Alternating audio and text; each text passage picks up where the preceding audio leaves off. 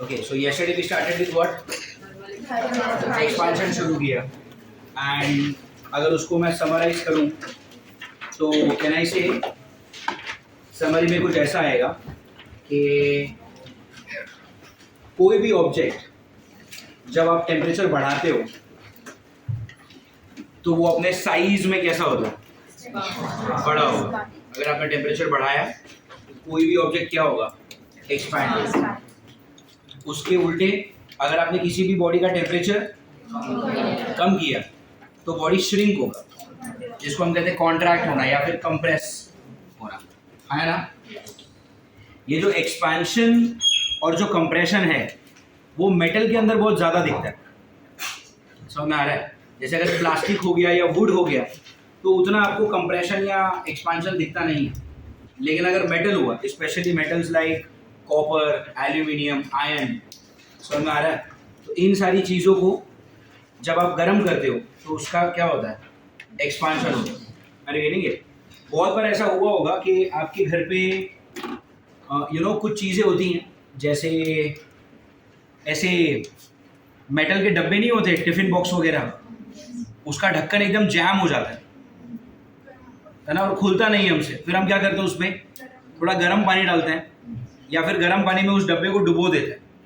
तो क्या होता है, जब उस पर गर्म पानी पड़ेगा तो डब्बा क्या होगा? तो अगर ढक्कन एक्सपांड हो गया तो थोड़ा ढीला हो जाएगा ना, अब ये डब्बा काफ़ी आसानी से खुल जाए। अरे गेटिंग इट? कल मैंने आपको एक और एग्जांपल दिया था, वो इलेक्ट्रिसिटी के wires, right. Expansion, compression, basic चीज़ें समझ में आ रही है सबको। अगर ओरिजिनल लेंथ है L1 और अगर टेम्परेचर बढ़ाने के बाद वाली लेंथ है L2, तो L2 और L1 का रिलेशन क्या था? L2 is equal to L1 bracket में 1 plus alpha delta T, where alpha is a material based constant जिसका नाम होता है कोएफिशिएंट ऑफ लीनियर एक्सपांशन। ये हम लोगों ने पढ़ा। इसमें L1 क्या है? Original length, L2 is the new length, alpha is delta T मतलब क्या? कितना टेम्परेचर तुमने बढ़ाया। अरे गेटिंग इट? अगर मुझे सिर्फ एक्सपांशन का फॉर्मूला चाहिए कि इसमें एक्सपांशन कितना है, डेल्टा एल, तो डेल्टा एल क्या हो जाएगा?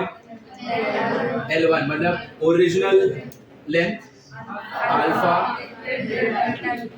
यहाँ से आप अल्फा का भी फॉर्मूला निकाल सकते हो। What is alpha? Equal to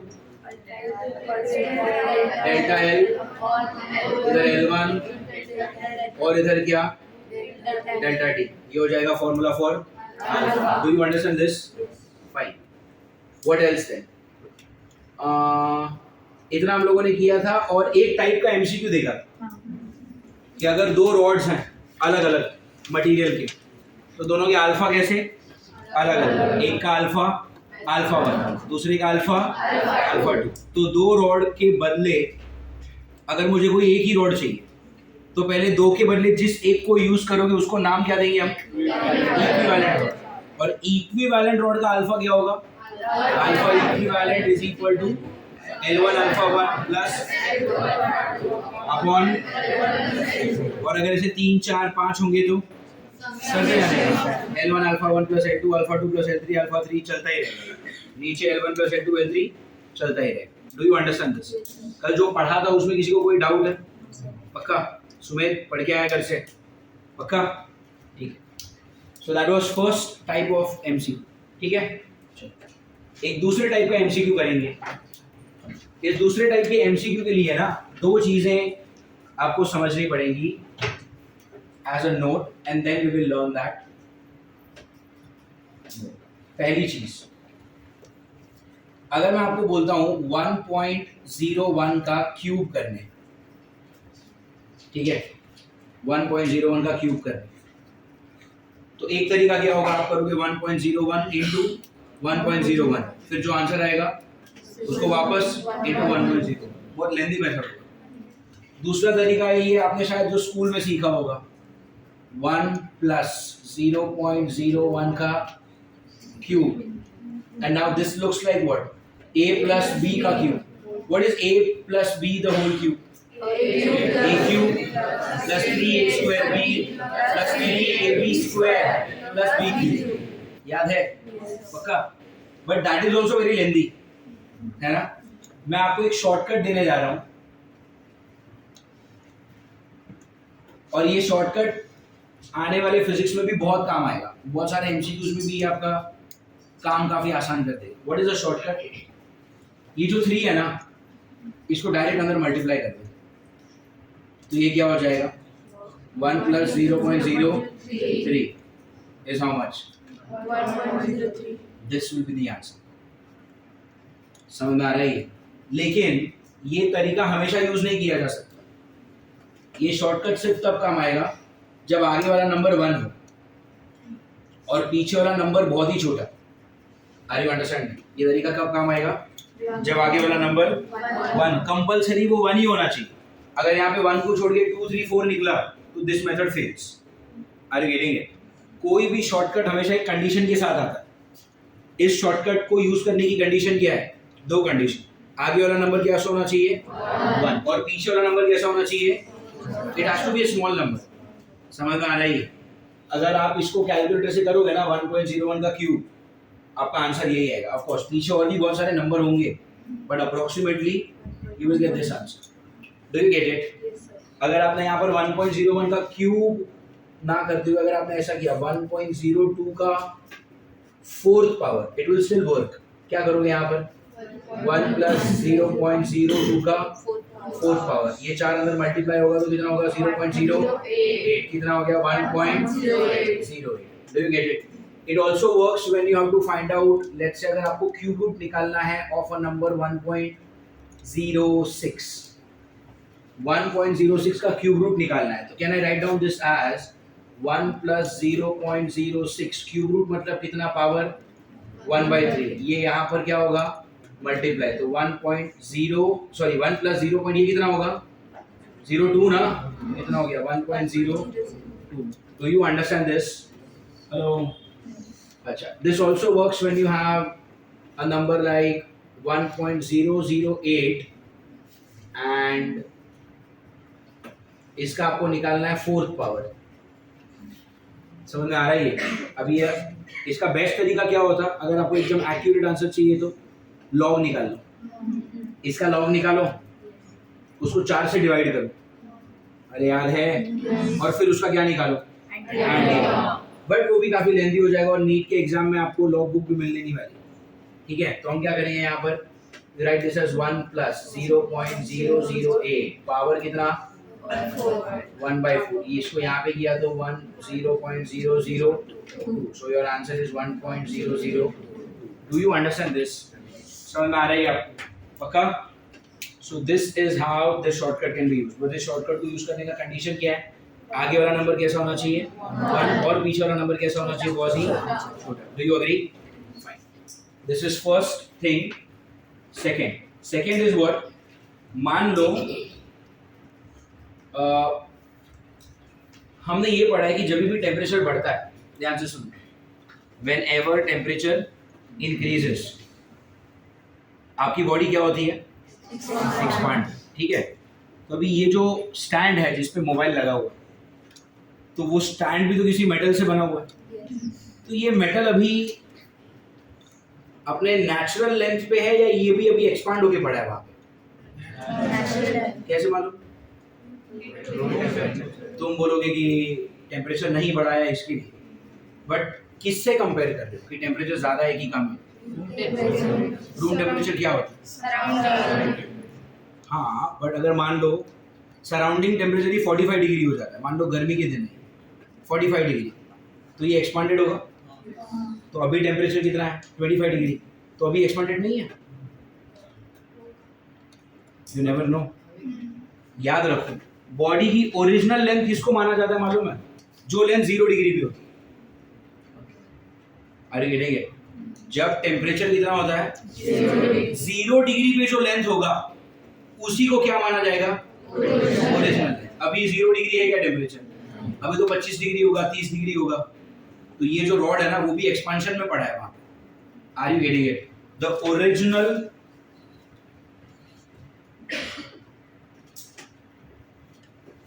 dimensions of a body are at 0 degree Celsius. जब इस रूम का टेम्परेचर कितना होगा, तो 0 डिग्री के टाइम पे इस रॉड की जो लेंथ होगी ना वही ओरिजिनल होती। अरे गेटिंग इट? अगर इस रूम का टेम्परेचर है -5 डिग्री, मतलब क्या, -5 पे रॉड तो रहेगा ही बट थोड़ा सा कॉन्ट्रैक्ट हो जाएगा। और अभी टेम्परेचर कितना है 25 डिग्री, तो अभी भी ये रॉड है, लेकिन अब भी जो रॉड आपको दिखाई दे रहा है वो एक्सपांडेड फॉर्म में।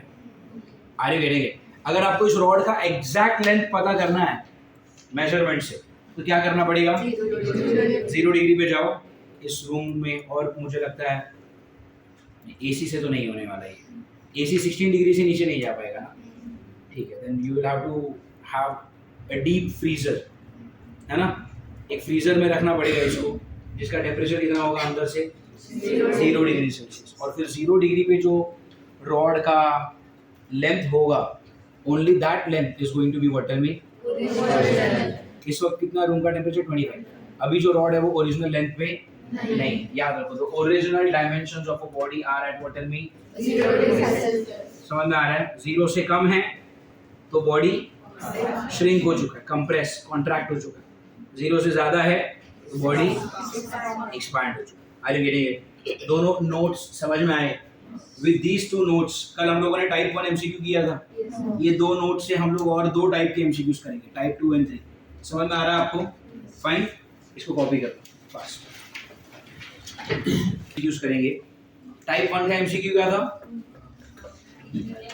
इक्विवेलेंट, 2 अलग अलग रॉड्स हैं, अल्फा 1 अल्फा 2, उनके कोएफिशिएंट्स, 2 को रिप्लेस किया किसी तीसरे से, तो तीसरे वाले का क्या होगा, alpha equivalent, L1 alpha 1 plus L2 alpha 2 upon L1 plus L2। याद है सबको? फाइन। नाउ टाइप 2 एमसीक्यू करते हैं। It's a very interesting MCQ. देखो, मान लो एक रस्सी है मेरे पास, या फिर एक पतला सा रॉड समझ लो, ठीक है। मुझे बोला गया है कि इस रस्सी का लेंथ कितना है, मेजर करना है। तो मैं क्या करूंगा, एक स्केल लूंगा, इसके नीचे रखूंगा, स्केल का 0 इससे मिलेगा, और यहां पर जो भी होगा मुझे मालूम पड़ जाएगा लेंथ कितना है ना। जिस स्केल को आप ड्रॉ करोगे वो स्केल क्या कुछ ऐसा दिखेगा,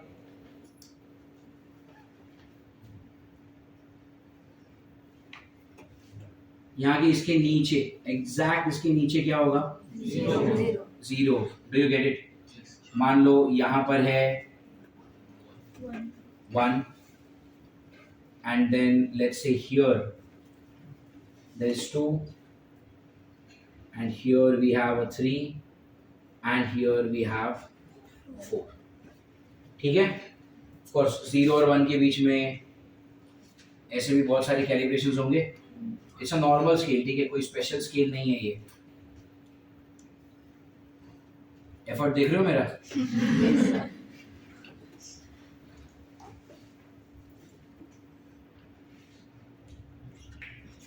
fine, this is how a regular scale would look like. Do you agree? Yes, sir. Okay, now अगर मैं आपको पूछता हूं, अच्छा पूछने से पहले I am giving you one more data that right now the temperature is how much. आपको बोल रहा हूँ इस वक्त टेम्परेचर कितना है, 0 डिग्री सेल्सियस। अब अगर टेम्परेचर 0 है मतलब क्या, वो जो रस्सी है ना वो अपना नेचुरल लेंथ पे है ना, और जो स्केल है ना वो भी अपने नेचुरल लेंथ पे। अरे यार ये स्केल भी तो किसी मेटल से बना, वो स्टील का स्केल नहीं आता क्या, सिल्वर कलर का, फट्टी पड़ी कभी स्कूल में उससे? Good. If you are not beaten up in school by teachers, you have not lived the school life. Trust me. कितने लोगों को मार पड़ी है स्कूल में? बहुत सही, सब नालायक। Very good. So right now, okay, come, look at this. So right now, temperature is how much? 0 degree Celsius. 0 degree Celsius मतलब क्या? ये जो स्ट्रिंग है ना, वो भी अपने ओरिजिनल लेंथ पर है, और उसको मेजर करने वाला जो स्केल है, वो भी ओरिजिनल है। अगर मैं आपसे पूछता हूँ कि इस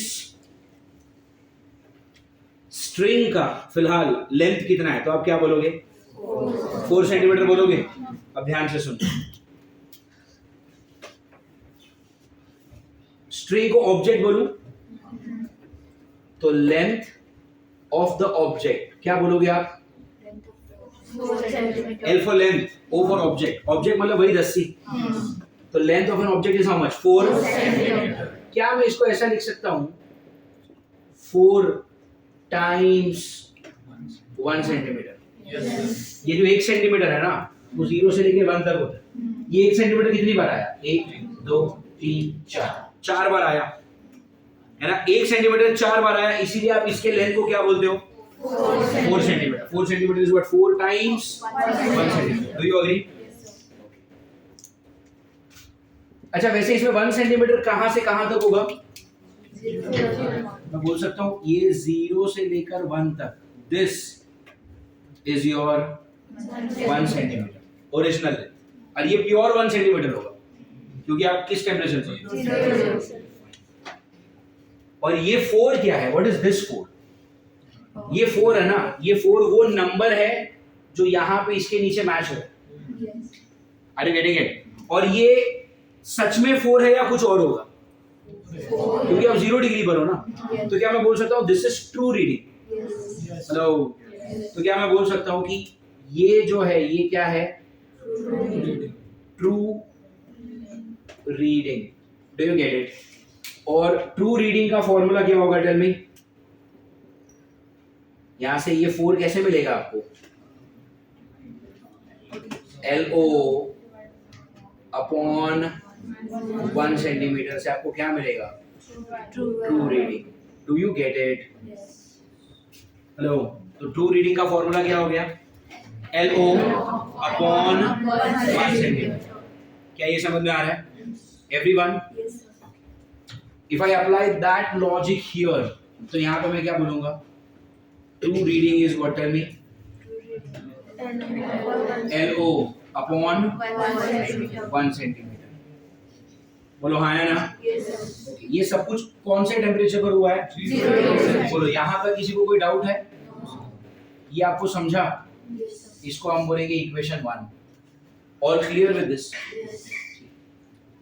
अब हम इसको फ्रिज से बाहर निकालेंगे। 0 डिग्री है ना, तो जिस फ्रिज में या जिस लैब में आपने एक्सपेरिमेंट किया वहां पर होगा 0 डिग्री।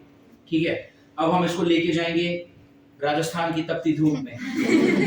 ठीक है, दोपहर को 2:30 बजने का टाइम है और महीना है मई का। टेम्परेचर काफी ज्यादा होगा, आया ना? मान लो इस टेम्परेचर को बोला T1, अब जो टेम्परेचर होगा वो होगा T2, 50 degree Celsius. Do you agree? 50 degree Celsius is quite reachable temperature. 45 47 अभी जाता ही। जितना हम प्रदूषण कर रहे हैं, ग्लोबल वार्मिंग और बढ़ेगी।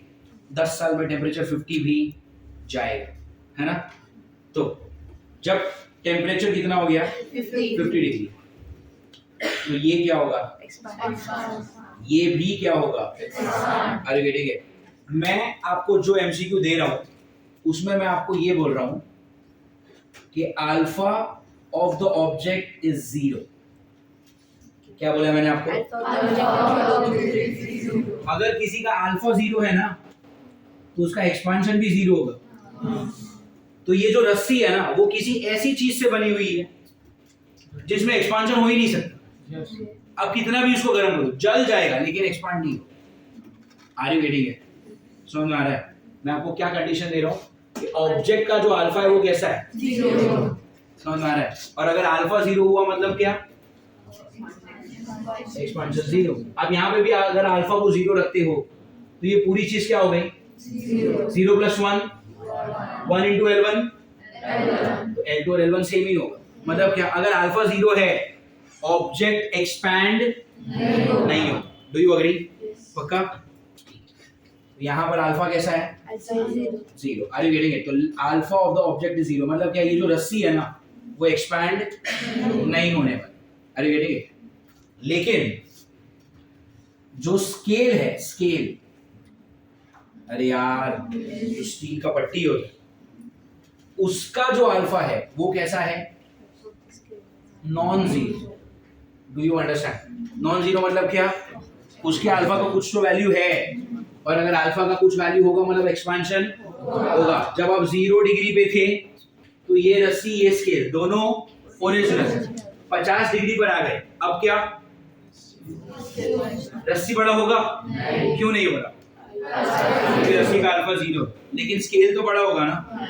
अब रस्सी वही है, I am trying to draw the same, yes, रस्सी वही है, उतना ही है ना, लेंथ कम ज्यादा दिख रहा है, उतना ही, उतना ह्यूमन एरर इज अलाउड, ठीक है फाइन। तो रस्सी तो बड़ा नहीं हुआ है ना, रस्सी तो बड़ा नहीं हुआ, but what about the scale? Scale बड़ा होगा क्योंकि स्केल का अल्फा नॉट जीरो, स्केल में एक्सपेंशन पॉसिबल है, स्ट्रिंग में एक्सपेंशन पॉसिबल ही नहीं क्योंकि उसका अल्फा ही जीरो। अब जब स्केल एक्सपैंड होगा ना, जब ये चीज ऐसा बड़ा होगा, तब इसके 0 और 1 के बीच में जो डिस्टेंस है वो बढ़ेगा। अरे यार ये एक्सपैंड हो रहा है, तो अभी 0 और 1 इतना दूर है, एक्सपेंशन के बाद ये 1 थोड़ा और दूर चला जाएगा, तो 0 और 1 के बीच में जो गैप है ना वो ओरिजिनल गैप से बड़ा दिखेगा। अब अगर मैं उस स्ट्रिंग को, आई मीन उस स्केल को अगर ड्रॉ करूं,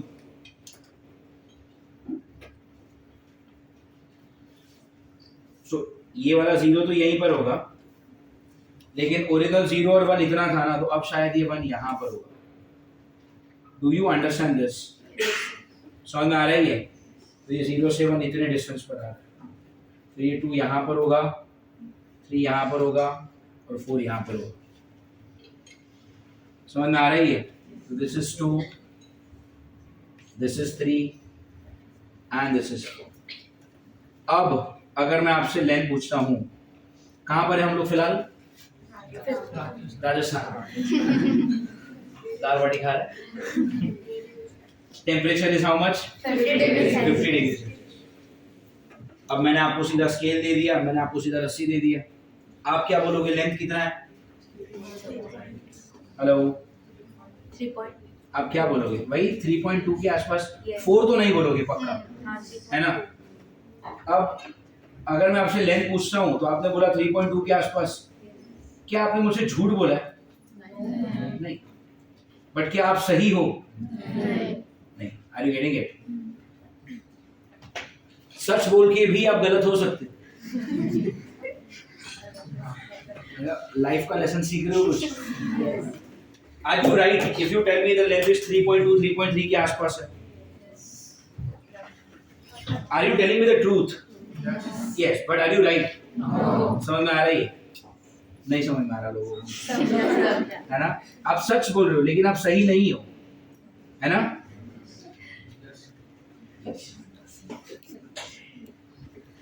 दक्ष के साथ अक्सर ये होता है। Where is Daksh? दक्ष बहुत बार सच बोलता है लेकिन वो सही नहीं होता। तो यहाँ पे how much is the length? Tell me. यहाँ पे आप 3.2 बोलोगे, अभी देखने वाले की क्या गलती? उसको थोड़ी मालूम है कि स्केल एक्सपैंड हो गया, उसने मेरा लेक्चर बैठा ही नहीं है। तो वो तो बोलेगा 3.2 इज द आंसर, यस और नो? सो नाउ क्या स्ट्रिंग एक्सपैंड हुआ है? लेकिन स्केल एक्सपैंड हो गया। पहले 0 और 1 के बीच में जो गैप था ना वो सच में कितना था? अब 0 और 1 के बीच में जो गैप है ना वो कितना होगा पता है? 1 centimetre bracket 1 plus alpha S delta T. L2 मतलब क्या? नया लेंथ। नया लेंथ क्या होता है? ओरिजिनल लेंथ ब्रैकेट में 1 प्लस अल्फा डेल्टा टी। 0 और 1 के बीच में ओरिजिनली कितना था गैप? ओरिजिनल लेंथ ब्रैकेट में 1 plus alpha, alpha definitely scale का अल्फा लोगे ना, ऑब्जेक्ट अल्फा तो 0 है। अरे डू यू अंडरस्टैंड दिस? पक्का? ओके। रीडिंग, यहां से आपने जो रीडिंग निकाली थी 4 की वो सही थी। यहां से आप रीडिंग क्या निकालोगे? 3.2। और ये जो 3.2 आएगा वो गलत तो नहीं बोलूंगा मैं उसको बोलूंगा अपैरेंट रीडिंग। क्या बोलोगे हम उसको? Apparent reading. अपैरेंट मतलब क्या? आपको लगता है कि वो सही है लेकिन वो सही नहीं है और इसमें आपकी कोई गलती भी नहीं। Do you understand? मैंने आपको जो स्केल दिया वो 50 डिग्री पे एक्सपांड हो गई, उसमें मेरी क्या गलती? और यहाँ पर अगर 3.2 दिखा रहा है, 3.3 दिखा रहा है, तब मैं तो सही बोल रहा हूँ ना, ये 3.2 है, तो मैं भी तो गलत नहीं हूँ। स्केल एक्सपांड हो गया, इज दैट माय फॉल्ट? मुझे जो लगा वो मैंने बोला और मैं अपने हिसाब से सही हूँ, लेकिन मैं साइंस के हिसाब से सही, तो मुझे जो लगेगा 3.2 है वो मेरे लिए सही है। मैं उस रीडिंग को क्या बोलूंगा? Apparent. Do you get it? And reading निकालने का तरीका क्या है? ऊपर क्या ले लो? Length of object. और नीचे क्या लिया आपने? यहाँ पर 0 और 1 के बीच में 1 सेंटीमीटर था, लेकिन यहाँ पर 0 और 1 के बीच में कितना है? 1 सेंटीमीटर। ब्रैकेट में 1 plus alpha is delta t. Do you understand this? Yes. Hello, I hope you understand. ये और ये सेम है, इधर भी लेंथ ऑफ ऑब्जेक्ट एलओ था, यहाँ पर भी लेंथ ऑफ ऑब्जेक्ट एलओ ही है, लेकिन यहाँ पे जो आंसर आया वो सच था, यहाँ पर जो आंसर आया वो अपैरेंट है। यहाँ पर 0 और 1 के बीच में जो गैप है वो कितना है? 1 centimeter. यहाँ पर 0 और 1 के बीच में जो गैप है वो 1 centimeter. 1 centimetre plus this. और ये कहाँ से आया? उस फर्स्ट फॉर्मूला से। Yes. The new length is what? Original length bracket में 1 plus alpha delta. Do you get it? Yes. पक्का? मुझे क्या चाहिए? इससे शुरू करते हैं। Let's call this as equation 2। ये तुम लोगों को समझ में आ रहा है? Yes. तो अब मैं क्या बोलूंगा? From 2 and 1। चलो 2 को क्या लिखोगे आप? Apparent reading is equal to what? Tell me. L O नीचे कितना? 1 सेंटीमीटर और यहाँ पे 1 plus alpha S delta T. Do you get it? अच्छा मुझे बताओ ये वाला हिस्सा क्या है? What is this part? L O upon 1 centimetre कितना है? तो यहाँ से आपने क्या निकाला? Apparent reading is equal to true reading, नीचे 1 plus alpha S delta T. Do you get it? इस चीज का यहाँ पर पावर क्या है? इसको अगर ऊपर लिया तो क्या होगा? अपैरेंट रीडिंग क्या हो गया? ट्रू रीडिंग ब्रैकेट में 1 plus alpha S delta T raise to minus. आगे वाला नंबर 1, पीछे वाला नंबर बहुत ही छोटा होना चाहिए। क्या आपका यहाँ के पीछे वाला नंबर छोटा है? मैंने कल आपको बोला था अल्फा का ऑर्डर ऑफ मैग्नीट्यूड क्या होता है? 10 raised to minus 5। 10 raised to minus 5 समझते हैं कितना होता है? 0.000। अरे 5 जीरो आएंगे कि नहीं? समझ में आ रही है? सो आपका जो अल्फा है वो सच में बहुत छोटा है और आगे वाला नंबर कैसा है? ऐसी सिचुएशन में हम क्या इस -1 को डायरेक्ट आगे मल्टीप्लाई कर सकते हैं? अरे अभी नोट में क्यों पढ़ा है? तो यहाँ पर क्या आ जाएगा बोलो? Apparent reading is equal to what? True reading bracket में 1 minus alpha S delta T. Do you understand this? पक्का? Apparent reading is equal to what? Tell me. True reading times 1 minus alpha S delta T. समझ में आ रही है? Sure? Question कैसे आएंगे? Question ऐसा आएगा कि एक ऑब्जेक्ट है जिसको मैंने 0 डिग्री सेल्सियस पे मेजर किया। इसी को करते हैं। चलो एक ऑब्जेक्ट है, मैंने 0 डिग्री सेल्सियस पे मेजर किया। एक एग्जांपल ले लेते हैं यहाँ पे। तो at 0 degree length is how much? 4। अरे हाँ है ना? And at 50 degree length is how much?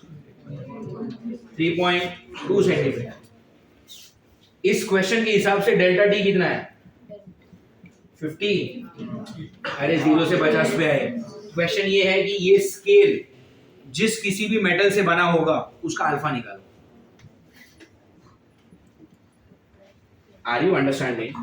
0 degree पे मैंने कोई नया क्वेश्चन नहीं बनाया, क्यों दिमाग लगाया? यहाँ पर क्वेश्चन तो बनाया। लेंथ कितना है? 0 डिग्री पे 4। 50 डिग्री पे कितना है? 3.2। टेम्परेचर कितना बढ़ाया तुमने? 50 डिग्री। तो इसका अल्फा कितना होगा? Are you getting it? वैसे सिर्फ 0 से 50 डिग्री पे इतना फर्क नहीं पड़ता 0.8 का। मेरे जो वैल्यूज हैं वो इम्प्रैक्टिकल। अरे this is not a practical value. Okay, इसका सोल्यूशन क्या आएगा? Tell me what is the formula? apparent मैं फॉर्मूला चलो ठीक है apparent reading is equal to what 2 reading bracket में 1 minus alpha s delta t how much is apparent reading इसमें से apparent कौन है जो 0 डिग्री पे होगा वो ट्रू है उसको छोड़ के जो भी है वो क्या है तो apparent reading कितना सेंटीमीटर से मीटर में मत करो क्योंकि दोनों तरफ सेंटीमीटर ही तो अपना ध्यान रख लेंगे वो लोग ठीक है तो apparent reading ट्रू रीडिंग कितना 4 अंदर क्या 1 minus alpha s और डेल्टा t कितना 50 समझ में आ रहा है और फिर इसको आप खुद से सॉल्व करोगे ये अल्फा s इसको अभी सॉल्व करने की भी जरूरत नहीं है just in the notebook just right it इसको इतना ही छोड़ देना सॉल्व करने की जरूरत नहीं समझ में आ रहा है लेकिन ये फॉर्मूला कब यूज करोगे जब आपके ऑब्जेक्ट का अल्फा कैसा हो 0 समझ में आ रहा है हर क्वेश्चन में ऑब्जेक्ट का अल्फा 0 होगा ही ये जरूरी नहीं ऐसा भी तो हो सकता है कि ये भी एक्सपांड हो रहा है और ये भी एक्सपांड हो रहा है दोनों का भी तो एक्सपांशन हो सकता है in that case you can not apply this formula are you getting it so ये कौन सा टाइप है जहां पर ऑब्जेक्ट का अल्फा 0 है और स्केल का अल्फा कैसा है non zero do you understand this समझ में आ रहा है पक्का ये फॉर्मूला आपको याद रखना है apparent reading is equal to what tell me true reading bracket में 1 minus alpha s delta t ठीक है जब हम सॉल्व करेंगे इंटरनल्स थर्मल एक्सपेंशन की तो हमारे नोट्स में इस टाइप का एक भी क्वेश्चन नहीं लेकिन जब आप मार्वल सॉल्व करोगे तो ऐसे बहुत सारे क्वेश्चंस मिलेंगे Are you understanding? And that is why you should solve Marvel undoubtedly. I cannot cover every type. Of course, I try to cover every type, but that's humanly not possible. तो कुछ एक आध दो type रह जाते हैं हमेशा इसके लिए आपको कोई एक एक्स्ट्रा बुक सॉल्व करना जरूरी है if you really want to master the art of any chapter समझ में आ रहा है when you do the internals आपका 90% काम हो गया but वो जो 10% final touch up होता है ना like putting a cherry on the cake you have to have the knowledge of one extra reference. Now, those of you have solved Marvel for units and measurement and for vectors, they would realize that most of the questions are taken care. Same questions होते हैं, similar questions होते हैं, और काफी सारे questions आप खुद से कर लेते हैं. Doubts कम आते हैं. ये doubts कम कब आएंगे जब आप internals में expert. Are you getting it? तो of course, our first goal is to get expert in heat का इंटरनल्स वो हो जाएगा उसके बाद we will start with what tell me in your Diwali vacation there is a 7-day off ठीक है I am going to give you a lot of homework for marvel ठीक है of course this is not going to be mandated मैं कभी homework check करता हूँ नहीं करता मैं करूँगा भी नहीं कभी ठीक है because I strongly believe that you have come to that age of your life जहाँ पर आपसे कोई काम जबरदस्ती नहीं कराया जा सकता आप में से जिसको जेन्युइनली डॉक्टर बनने की चाहत है वो पढ़ेगा और जिसको नहीं करना है उसका होमवर्क चेक करके उसको डांट के सबके सामने जलील करके उसको होमवर्क करवाना मुझे ही नहीं अच्छा लगता are you getting it so those of you really want to crack something they will study they don't need my fear to do the homework है ना मेरे डर से होमवर्क नहीं करना आपको होमवर्क करना है क्योंकि आपको जेन्युइनली कुछ सीखना है आपको होमवर्क करना है क्योंकि आपको बनना है फर्स्ट अटेम्प्ट में डॉक्टर ठीक है तो मैं ये होमवर्क चेक करने वाला काम मेरे से तो होता नहीं मुझे सही भी नहीं लगता ठीक है जो सॉल्व करेगा उसको सीखने मिलेगा remember one thing like I realised one thing that when you as a student sit in the classroom ध्यान से सुनना मैं क्या बोल रहा हूँ when you as a student sit in the classroom you actually don't understand anything.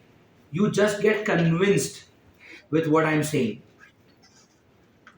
आज 8 बजे के पहले आपको पता था ऐसा कुछ होता है ऑब्जेक्ट है स्केल है आपको ये भी पता था कि अगर मैं आपको बोलूंगा कि बुक में 4 सेंटीमीटर की लाइन बनाओ आप जो लाइन बनाओगे एक्चुअली 4 सेंटीमीटर है ही नहीं अरे तुम्हारा स्केल जो है वो एक्सपांडेड है तुमको अगर सच में 4 सेंटीमीटर ड्रॉ करना है ना तो पहले क्लास का टेम्परेचर 0 करना पड़ेगा क्योंकि 0 डिग्री पे ही तुम्हारा स्केल अपने ओरिजिनल लेंथ पर अभी क्लास का टेम्परेचर है 25-30 डिग्री आपका जो स्केल है वो क्या है एक्सपांड तो अगर आप 4 सेंटीमीटर ड्रॉ करते हो तो सच में 4 नहीं होगा वो 4 से छोटा होगा शायद 3.8 या 3.9 did you know this no but when I taught you this अब आपको ट्रू रीडिंग अपैरेंट रीडिंग और उनका फॉर्मूला उनका रिलेशन ये सब कुछ आता है बट इसका मतलब क्या हुआ मैंने जो बोला आप उस चीज से कन्विंस्ड हो गए आर यू गेटिंग इट कि हाँ सच में ऐसा होता होगा?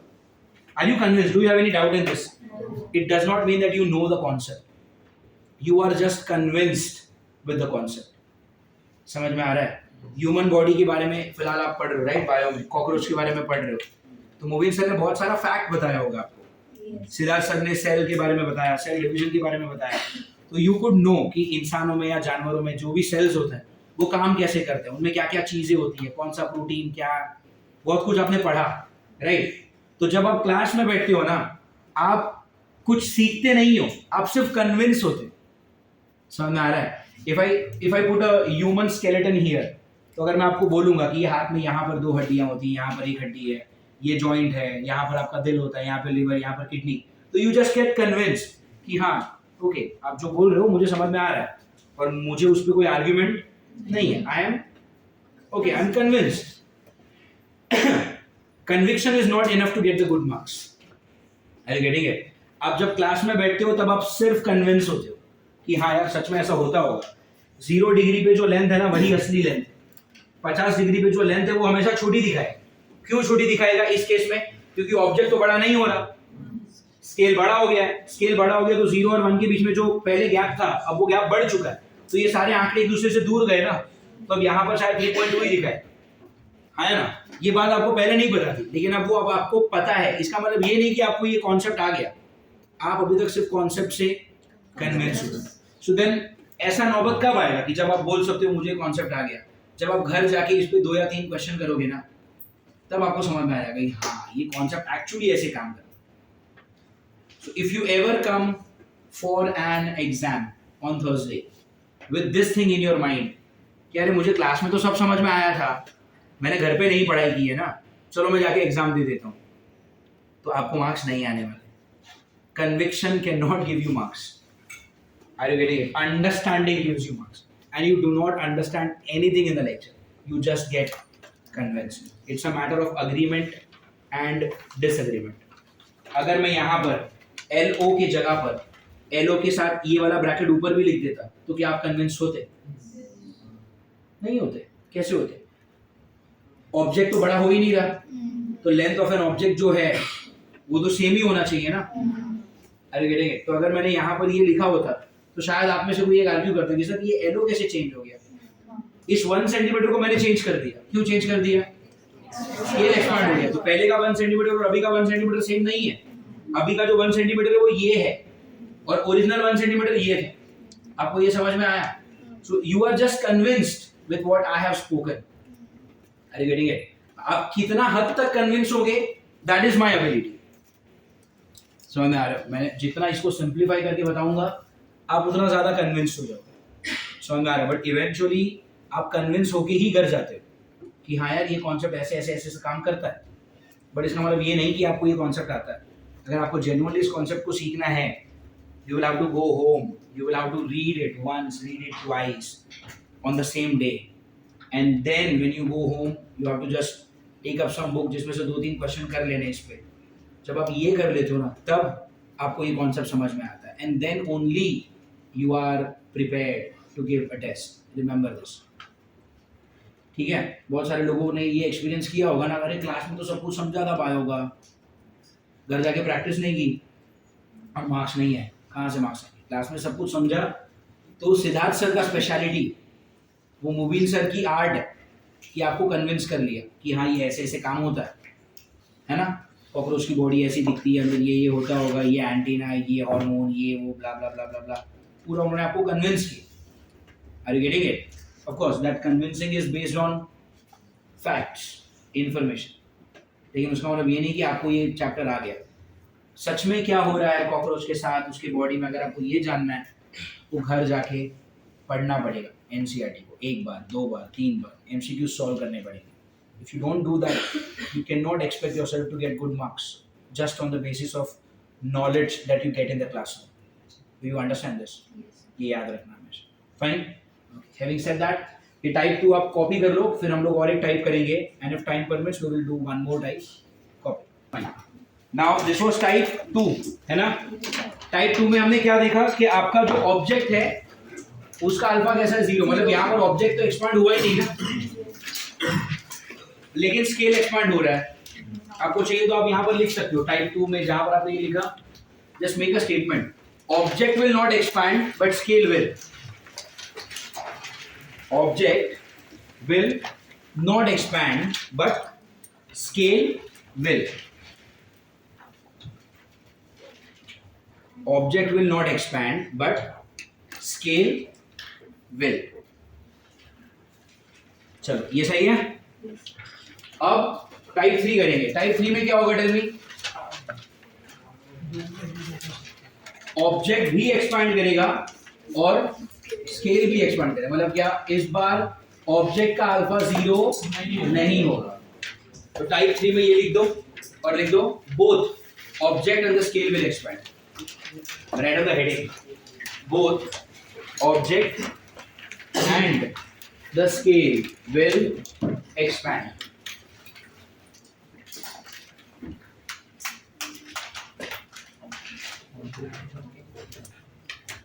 Both the object and the scale will expand. समझ में आ रहा है ये?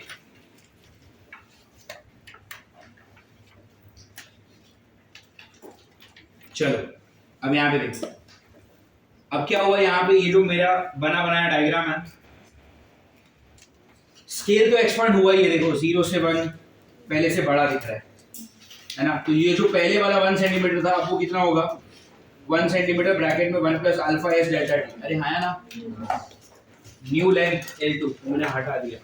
L2 मतलब कोई भी नया लेंथ क्या होगा एक्सपांशन के बाद वाला, ओरिजिनल लेंथ ब्रैकेट में 1 प्लस अल्फा डेल्टा टी। तो ये जो पहले वाला 1 सेंटीमीटर था और बाद वाला 1 सेंटीमीटर है, उनका रिलेशन समझा। अब फर्क क्या है, पहले ऑब्जेक्ट बड़ा नहीं हुआ था ना, अब शायद ऑब्जेक्ट भी बड़ा होगा। How much is the length that you can see right now? 3.7 3.8 के आसपास। अरे ग्रेट, बट हमको पता है कि ये 3.8 या 3.7 जो दिखा रहा है, सही तो वो भी नहीं है। तो यहाँ पर भी जो आप देख रहे हो वो क्या है, अपैरेंट रीडिंग। पहले वाला 1 सेंटीमीटर अब क्या बन चुका है, 1 सेंटीमीटर ब्रैकेट में 1 प्लस अल्फा एस। इसके पहले वाले क्वेश्चन में ऊपर भी येलो था, नीचे भी येलो था, क्योंकि लेंथ ऑफ द ऑब्जेक्ट तो चेंज ही नहीं हुआ। इस बार क्या होगा, ऑब्जेक्ट भी बड़ा होगा। तो ऑब्जेक्ट की नई लेंथ क्या होगी, एलो ब्रैकेट में 1 plus alpha O delta T. Do you get it? Second length क्या होता है, ओरिजिनल लेंथ ब्रैकेट में 1 प्लस अल्फा डेल्टा टी। अरे यार, पहले आपने एलो को एलो ही क्यों लिखा, पहले नहीं चेंज हो रहा था, अब वो चेंज हो रहा है। तो अभी आपका जो रेड कलर का स्ट्रिंग है वो भी तो एक्सपांड हुआ, तो उसके एक्सपांशन के बाद वो क्या बनेगा, एलो ब्रैकेट में 1 plus alpha not. Do you get it? पक्का? बस आप आयरन रीडिंग को वापस लिखेंगे। अच्छा, इस बार न्यूमरेटर में क्या आएगा, एलो के साथ 1 plus alpha O delta T, O for object. ये सेम चीज मैंने यहाँ पर दोबारा लिखी। अरे ग्रेट, वापस यहाँ पर अगर आप देखोगे एलो अपॉन 1 सेंटीमीटर क्या हो जाएगा, ट्रू रीडिंग। अच्छा, यहाँ पर खाली ऊपर ये वाला पार्ट आ गया ना, 1 plus alpha O delta. Are you all getting it? समझ में आ रहा है? तो इसमें जो भी फर्क पड़ेगा वो अब से पड़ेगा, यहाँ से सॉल्विंग में फर्क पड़ेगा, बाकी सब कुछ सेम है। Do you get it? पहले वाले क्वेश्चन में आपने इधर भी एलो रखा, इधर भी एलो रखा, क्यों? ऑब्जेक्ट का लेंथ नहीं चेंज हो रहा था। क्यों नहीं हो रहा था? क्योंकि ऑब्जेक्ट का अल्फा 0 था। पहले आपने यहाँ पर 1 सेंटीमीटर लिखा, लेकिन यहाँ पर कुछ और लिखा। स्केल तो बड़ा हो रहा है ना, तो स्केल में जो पहले 1 सेंटीमीटर था वो ट्रू था, लेकिन बाद वाला 1 सेंटीमीटर क्या बन गया, 1 सेंटीमीटर ब्रैकेट में 1 प्लस अल्फा। और अब इस क्वेश्चन में लेंथ ऑफ ऑब्जेक्ट भी बदल रहा है और डेफिनेटली स्केल तो बदल ही रहा है। Are you understanding? पक्का? अब क्या हो गया, ये चीज पूरी मैंने यहाँ पर वापस लिखी, and this part L O upon 1 centimetre, सिर्फ इतना वाला पार्ट क्या बन जाएगा, ट्रू रीडिंग। इसके जगह पे रख दिया ट्रू रीडिंग, ऊपर वाला ब्रैकेट एज इट इज, नीचे वाला ब्रैकेट एज इट इज। नीचे वाले ब्रैकेट का पावर है 1, इसको ऊपर भेजा तो क्या हो जाएगा, -1। तो यहाँ पर क्या होगा, ट्रू रीडिंग। अंदर देखो फर्स्ट ब्रैकेट क्या है, 1 plus alpha O delta T. ये जाएगा ऊपर, थोड़ा डायरेक्ट कर रहा हूँ, ये जाएगा ऊपर तो पावर 1 से बनेगा -1, फिर वो -1 अंदर मल्टीप्लाई भी तो होगा, 1 minus alpha S delta. Do you understand? पहले इसका पावर 1 था, उसको ऊपर भेजा -1 हो, फिर वो -1 को अंदर मल्टीप्लाई किया तो ये बन, समझ में आ रहा है? अंदर क्या है आपके पास? अपैरेंट रीडिंग, इस तरफ क्या है आपके पास? True reading. अब ब्रैकेट ओपन करेंगे, 1 into 1 is 1, 1 minus this thing minus alpha s delta t, alpha not delta t into 1, do you get it? Plus minus this and this क्या होगा? alpha I'm sorry, alpha o, फिर यहाँ पर क्या होगा? alpha s, delta t और delta t कितना? delta t का square, do you get it? पक्का? ओके देन, गंदा हो रहा है थोड़ा फॉर्मूला, बट याद रखना पड़ेगा तुमको। I don't remember, I don't have to give example, I can derive जब क्वेश्चन सॉल्व करने का मौका आएगा, है ना? I am deriving the right now, आप लोग बुक में लिखोगे, जब क्वेश्चन सॉल्व करना होगा मैं आप ही की बुक में देख लूंगा क्या फॉर्मूला है, आप कुछ नहीं कर सकते इसे। That's the advantage of being this side of the stage, है ना? ओके, अब यहाँ पे समझो, एक छोटा सा मैथमेटिकल प्रोसेस जो हम करेंगे और ये फिजिक्स में आगे बहुत जगह पे काम आएगा। मैंने क्या बोला था? अल्फा का पावर क्या होता है? 10⁻⁵ के टर्म्स में, तो ये -5 के टर्म्स में होगा, ये भी -5 के टर्म्स में होगा, बट ये जो है ना वो -10 में चला गया, -5 इसका, -5 इसका, -5 और -5 -10 हो गया। तो मैं बोल सकता हूँ क्या कि ये जो हिस्सा है ना, it is very very small, इनकी तुलना में, इनके कंपैरिजन में ये दोनों है -5 के पावर में और ये है -10 के पावर में। अरे यार क्यों वो -10? 2 बार अल्फा मल्टीप्लाई हो रहा है ना, ये बात अलग है कि ये ऑब्जेक्ट का अल्फा है, ये स्केल का अल्फा है, लेकिन पावर तो -5 ही होगा दोनों का, तो इसका -5 इसका -5 मिला के -10 हो जाएगा। तो ये वाला जो पार्ट है, it is very very, and because this is very very small, आप इसलिए इसको क्या कर दो? इग्नोर कर दो। Are you getting it? And if you ignore this part, what do you have as formula? Tell me. Apparent reading is equal to true reading, bracket में 1 plus लिख दूं मैं, alpha not minus alpha S delta T, चलेगा? अगर आपने delta T को multiply किया तो क्या हो जाएगा? अल्फा नॉट डेल्टा टी, और इधर किया तो माइनस, सेम ही तो चीज है। तो अब अपैरेंट रीडिंग का फॉर्मूला क्या आ रहा है? ट्रू रीडिंग ब्रैकेट में क्या? 1 plus alpha not minus alpha S delta T. Do you get it? समझ में आ रहा है? ये कब यूज करोगे? जब आपका स्केल और आपकी string, are you getting it? अच्छा, क्या इस फॉर्मूला से पहले वाले फॉर्मूला पे जाया जा सकता है? इस फॉर्म, अच्छा, इसमें और पहले वाले में फर्क क्या था? In this formula let's put alpha naught as 0। मान लो आपको ये फॉर्मूला एग्जाम में याद है, पहले वाला याद नहीं, लेकिन पहले वाली कंडीशन क्या थी? ऑब्जेक्ट एक्सपांड नहीं हो रहा, ऑब्जेक्ट एक्सपांड नहीं हो रहा, मतलब अल्फा नॉट 0 है। यहाँ पर अगर आपने अल्फा नॉट 0 डाल दिया तो फॉर्मूला क्या बनेगा? Apparent reading is equal to true reading. Alpha naught 0 हो गया तो कितना आएगा? क्या पहले वाला फॉर्मूला यही था? समझ में आ रहा है? तो अब आपको दोनों फॉर्मूले याद रखने की जरूरत नहीं, यही याद रख लो। अरे गेटिंग इट? और ये भी फॉर्मूला काफी मिलता जुलता है। अब तक हम लोग क्या फॉर्मूला याद रख रहे थे? L2 is equal to L1 bracket में 1 प्लस अल्फा डेल्टा टी। अब L2 की जगह पे क्या? Apparent reading. L1 की जगह पे ट्रू रीडिंग ब्रैकेट में 1 प्लस अल्फा डेल्टा टी। खाली अल्फा क्या है? ऑब्जेक्ट माइनस स्केल, और अगर ऑब्जेक्ट 0 निकला तो सिर्फ स्केल, और ऑब्जेक्ट 0 गया तो ये प्लस माइनस माइनस आएगा ना। Do you understand this? ये मैंने आपको एक ट्रिक बता दी छोटी सी, मुझे पता नहीं यूजफुल थी या नहीं, ठीक है? वो केमिस्ट्री में थोड़ा निमोनिक बन जाता है, बायो में भी बन जाता होगा, कुछ किसी स्टाइल से याद रह जाता होगा, फिजिक्स में मुझे इतना ही आता है, ठीक है? So what I would recommend is you just remember this formula, apparent reading is equal to what? True reading bracket में 1 plus alpha delta T. Alpha में क्या होगा? Object minus scale. और अगर यहाँ से आपको पहले वाले फॉर्मूला पे जाना है तो अल्फा ऑब्जेक्ट को क्या रख दो, 0 रख दो, तो क्या बनेगा, true reading times 1 minus alpha scale delta T. अरे गिरेंगे पक्का, इस पे भी आपको क्वेश्चंस मिल जाएंगे मार्बल में। Do you are you convinced with what I taught? पक्का, फाइन, इसको भी कॉपी कर लो। You just have, okay, so this was third type and now we wish to learn the fourth type of MCQ जो linear expansion से आ सकता है। The fourth MCQ is, ध्यान से सुनो, fourth MCQ कुछ ऐसा है। Have you heard of simple pendulum? Yes. Simple pendulum सुना है? कुछ ऐसा होता है, it's a suspension point। यहाँ पर एक रस्सी है और नीचे आपने बॉब लगा दी है। आप इसको ऐसा इमेजिन कर सकते हो कि मान लो यहाँ पर एक स्क्रू किया होगा मैंने और स्क्रू पे एक धागा बांध दिया और नीचे एक टेनिस बॉल लगा दी, ठीक है। अब अगर मैं इसको ऐसा पकड़ के अगर ऐसा लेकर आऊं और छोड़ दूं, सो दिस विल ऑसिलेट। हाँ, स्विंग बोल सकते हो, नॉर्मल लैंग्वेज में आप उसको स्विंग बोलेंगे, फिजिक्स की लैंग्वेज में हम क्या बोलेंगे, ऑसिलेट, या फिर बोलेंगे टू एंड फ्रो मोशन, एक तरफ जाना फिर वापस आना, फिर वापस जाना फिर वापस आना, राइट।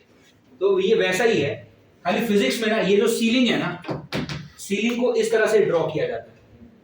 जैसे रेजिस्टेंस के लिए ऐसा सिंबल होता है जिगजैग, वैसे सीलिंग के लिए ये वाला सिंबल जैसा हो गया।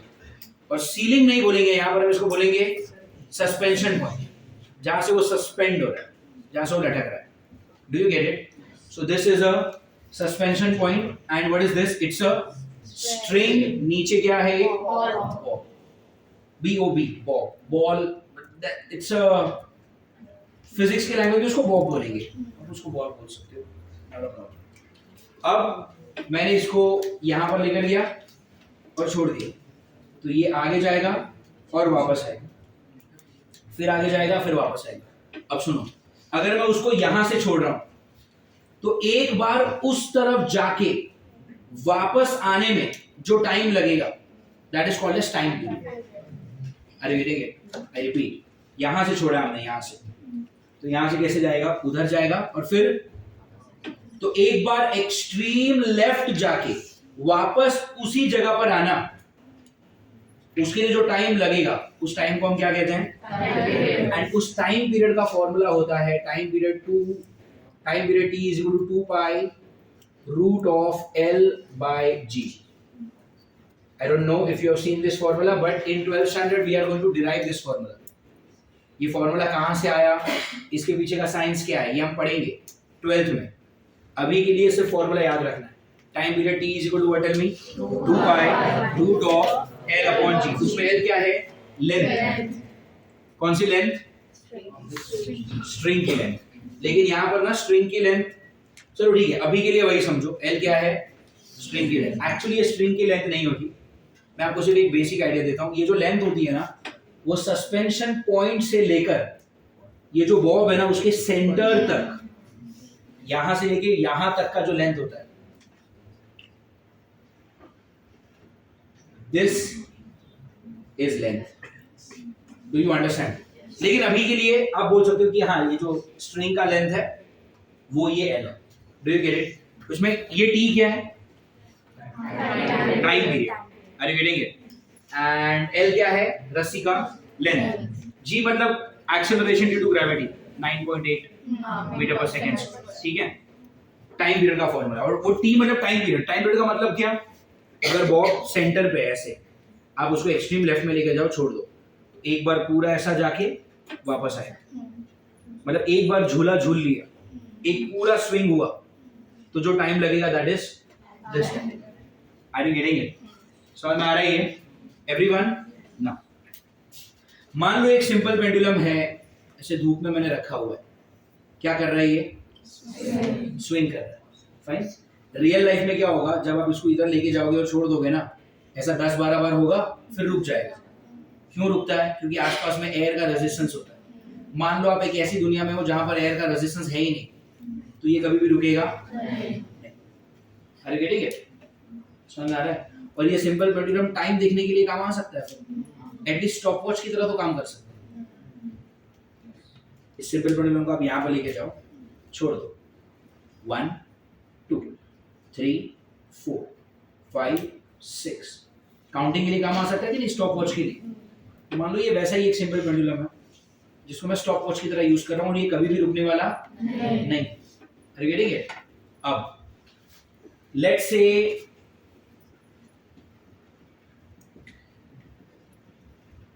initial time period is 2 seconds. कितना है? 2 सेकंड का मतलब क्या? आप इसको यहां से इधर लेकर आए हो ना, ध्यान से सुनना। जब छोड़ोगे ना तो एग्जैक्ट 1 सेकंड लगाएगा उधर जाने में और एग्जैक्ट 1 सेकंड लगाएगा वापस आने में। तो पूरा चक्कर काटने के लिए 2 सेकंड लगे, वही तो लिखा मैंने। Let's say the initial time period is 2 seconds. Do you get it? मतलब ये जो सिंपल पेंडुलम है ये 2 सेकंड लगता है इसको उधर से वापस आने में। तो सिर्फ उधर जाने में कितना टाइम लगा? 1 second. तो ये स्टॉप वॉच की तरह काम करेगा।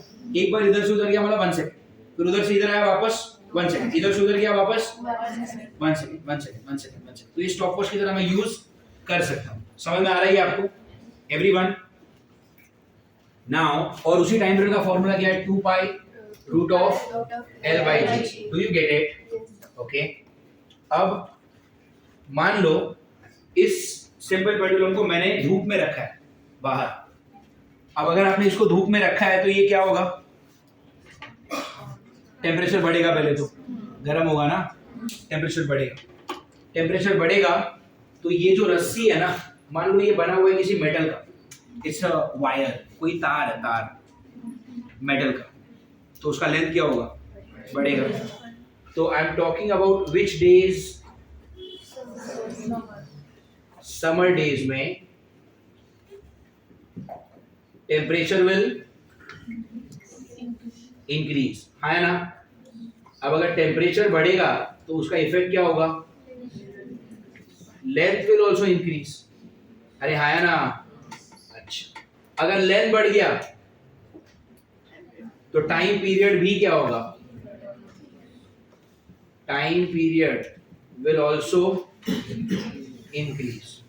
Do you get it? तो पहले कितना टाइम पीरियड था? 2 सेकेंड, और अब कितना होगा? 2 सेकेंड से ज्यादा। अरे गर्मी में ना ये बड़ा हो जाएगा, जब ये बड़ा हो जाएगा ना तो इधर से उधर पहले कितना टाइम में जाता था? 1 सेकेंड में, अब 1 सेकेंड से थोड़ा ज्यादा लेगा। तो अगर जाते वक्त 1 सेकेंड से बढ़ गया तो आते वक्त भी तो 1 सेकेंड से बढ़ेगा। तो ये जो पहले वाला टाइम पीरियड था 2 सेकेंड, अब क्या होगा? 2 सेकेंड से थोड़ा, कितना बढ़ेगा आई डोंट नो, बट बढ़ेगा जरूर। अरे गेटिंग? वही तो लिखा है मैंने, time period will also increase. Step समझा? समर में क्या होगा? पहले टेम्परेचर बढ़ेगा तो इसका लेंथ बढ़ेगा तो इसका टाइम पीरियड बढ़ेगा। Are you getting it? Time का बढ़ना इज लॉस और गेन?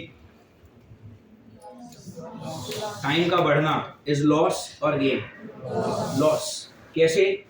जो काम 1 घंटे में होना चाहिए था, अगर आप वो 2 घंटे में करोगे तो आपने 1 घंटा गेन किया कि लूज किया? अरे गेटिंग इट? तो याद रखना, हर चीज का बढ़ना फायदा नहीं होता। Are you getting it? Time period का बढ़ना इज व्हाट? तो it's a loss of time. Are you getting it? मतलब समर डेज में ना ये पेंडुलम क्लॉक सही से नहीं चलेगा। Are you getting it? अच्छा, ये हो गया किस? समर डेज की। अगर हम बात करेंगे किसकी? Winter days. तो विंटर डेज में क्या होगा? Tell me. Temperature will decrease. बाहर टेम्परेचर कम होगा ना? ओके। अगर टेम्परेचर डिक्रीज हो गया तो लेंथ विल डिक्रीज, और अगर लेंथ कम हो गया तो time period will also decrease. अगर टाइम पीरियड कम हो गया मतलब क्या? पहले इधर से उधर जाके वापस आने में 2 सेकंड लेता था ना, अब शायद 1.7 सेकंड ही लेगा, पहले से कम टाइम लेगा। तो जब आप टाइम कम लेते हो इट्स अ लॉस और गेन। 1 घंटे का काम अगर मैं 15 मिनट में कर देता हूँ ना तो मेरे पास 45 मिनट्स बचा, वो गेन हो गया मेरा। अरे गेटेंगे, यहाँ पर क्या करेंगे, it's a gain in time. अरे गेटेंगे, तो ये जो पेंडुलम क्लॉक है समर में टाइम लूज करेगा, जब सच में 1 घंटा होगा ना, अरे गेटेंगे, तो यहाँ पर वो 1 घंटा नहीं दिखाएगा। अरे यार, और जब यहाँ पर विंटर में भी ये ठीक से काम नहीं करेगा। Do you get it? Pendulum clock सिर्फ कब काम करता है, जब कांस्टेंट टेम्परेचर 0 डिग्री का होगा तब, क्योंकि 0 से अगर बढ़ गया 1 डिग्री हो गया तो ये बड़ा हो गया लेंथ, और अगर 0 का -1 हो गया तो ये छोटा हो जाएगा। Are you getting it? समझ आ रहा है? तो which is the best condition atmospheric wise for a simple pendulum to work? Only at 0 degree it works nicely.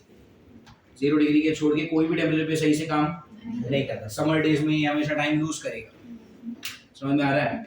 और विंटर डेज में क्या करेगा, हमेशा टाइम गेन करेगा। अरे गेटिंग, सही टाइम कभी नहीं दिखाएगा। Are you understanding? कल हम ये पढ़ेंगे कि ये कितना टाइम लूज करेगा या कितना टाइम गेन करेगा, उसको कैसे कैलकुलेट। ये तो थियोरी हो गई ना। अब अगर मैं आपसे पूछता हूँ कि चलो मान लो समर में टेम्परेचर चला गया 50 डिग्री, तो कितना टाइम लूज हो गया बताओ। फिर उसको भी सॉल्व करने का तरीका कल हम देखेंगे। Do you get it? Today we are overshot with the time. ये आपको समझा? तो ये कौन सा टाइप हो गया आपका? टाइप 4। समझ में आ रहा है ये? ओके, इतना कॉपी करो, इसको कल कंटिन्यू करेंगे, ठीक है? Good bye.